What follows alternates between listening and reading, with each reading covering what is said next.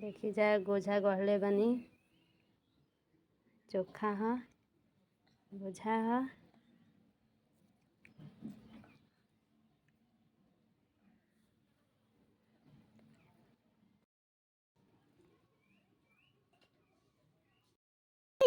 हाय दोस्त, देखी जा फानी बन के तैयारी।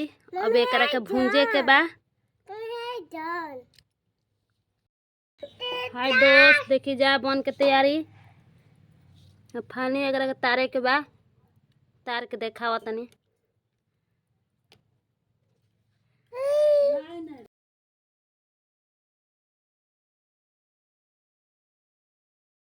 हाय दोस्त, देखी जा गोझा तारा तनी।